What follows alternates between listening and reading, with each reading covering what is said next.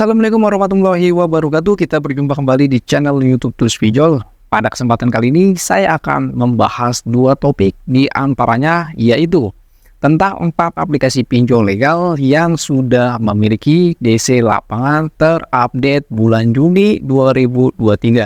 Dan topik berikutnya adalah 5 poin aturan atau SOP DC lapangan pinjol menagih utang sesuai dengan aturan OJK. Sebelum saya melanjutkan ke video berikutnya, di sini teman-teman, tolong perhatikan baik-baik dan tonton video ini sampai selesai. Dan jangan di skip-skip. Karena dalam video ini banyak banget yang saya akan kupas secara tuntas. Dan bagi teman-teman yang peduli kepada kreator edukasi pinjol, silakan bantu dukung support channel YouTube Tools Pinjol ini dengan cara klik tombol subscribe, like, share, dan juga nyalakan tanda loncengnya. Jika teman-teman yang ingin mau join di dalam grup Telegram Tools Pinjol, silakan saja langsung klik link tautan yang ada di dalam deskripsi. Oke, kita langsung saja masuk ke pembahasannya.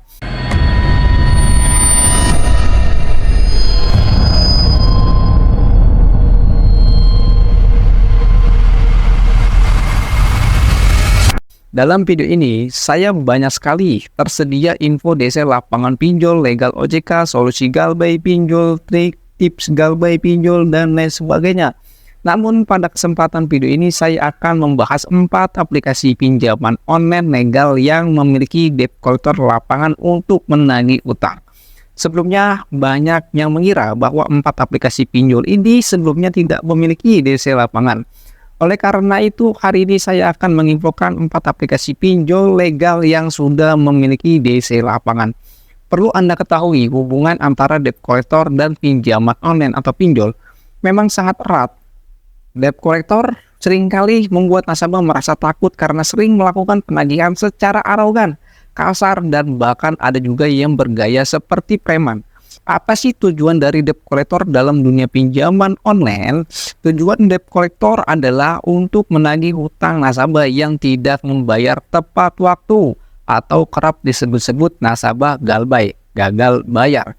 Secara umum, menurut situs Kementerian Keuangan Republik Indonesia, debt collector adalah jasa penagihan yang terkait dengan sektor perbankan. Debt collector merupakan kelompok orang yang menjual jasa untuk menagih utang bagi individu atau lembaga yang menyewa mereka. Debt collector adalah pihak ketiga yang bertindak sebagai penghubung antara kreditur dan debitur dalam proses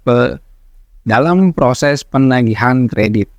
Apa itu kreditur? Kreditur adalah pemberi kredit atau pemberi pinjaman. Lalu apa itu debitur? Debitur adalah penerima pinjaman atau penerima kredit. Dalam daftar aplikasi pinjol yang sudah ada DC lapangannya di dalam video ini belum mencakup semua pinjol yang ada di Indonesia. Artinya tidak semua daerah dikunjungi, hanya daerah tertentu saja. Namun Otoritas Jasa Keuangan atau OJK telah mengatur standar operasional prosedur atau SOP terkait penagihan yang dilakukan oleh debt collector. Perlu Anda ketahui dan perlu Anda ingat, debt collector tidak diizinkan menagih kepada kerabat atau keluarga. OJK saat ini telah mengeluarkan peraturan baru mengenai penagihan yang dilakukan oleh debt collector baik pada pinjol maupun bank. Lalu apa saja sih aturan debt collector menagih utang sesuai SOP?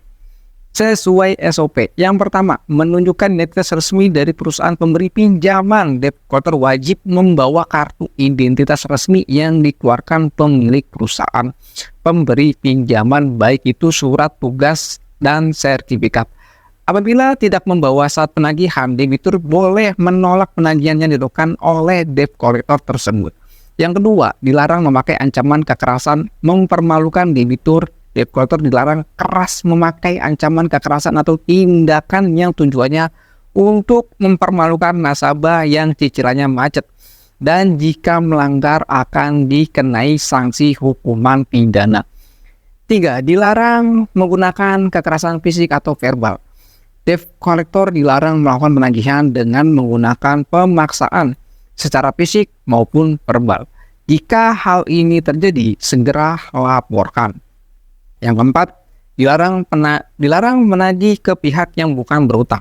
Penagihan kepada orang terdekat seperti orang tua, saudara, dan teman dekat sebagai kontak darurat itu tidak diperbolehkan. Yang kelima, dilarang meneror. Penagihan menggunakan sarana komunikasi dilarang dilakukan secara terus-menerus yang bersifat mengganggu. Nah, itu dia aturan-aturan DC pinjol dalam menagih utang. Di sini kalian simak baik-baik 4 daftar aplikasi pinjol legal yang sudah memiliki DC lapangan atau sudah menggunakan jasa debt collector terupdate di bulan Juni 2023. Yang pertama, Shopee atau S-Pinjam dan SPayLater. Yang kedua, dari Easy Cash. Yang ketiga, dari Pinmas. Yang keempat ini adalah dari Singa ID. Itulah 4 aplikasi pinjol legal yang sudah memiliki DC lapangan, namun 4 aplikasi pinjol sudah memiliki DC lapangan hanya di wilayah Jabodetabek saja. Untuk di luar Jawa masih tergolong aman. Nah, itu sudah banyak sekali gua kasih infonya tentang 5 aturan baru dari OJK atau SOP dalam DC melakukan penagih utang. Dan juga ada 4 aplikasi pinjol legal yang sudah ada DC lapangannya. Memang banyak sekali orang mengira bahwasanya 4 aplikasi pinjol tersebut nggak ada DC lapangannya. Ya, tapi di sini gua akan sudah berikan informasinya 4 aplikasi pinjol tersebut sudah memiliki DC lapangannya. Bukti-buktinya sudah gua publik di dalam website gua. Kalian bisa cek saja website gua yaitu di Tools Pinjol atau www.toolspinjol-terbaru.org atau kalian bisa cek aja linknya yang ada di dalam deskripsi. Nah, itu sudah banyak banget gue udah kasih infonya.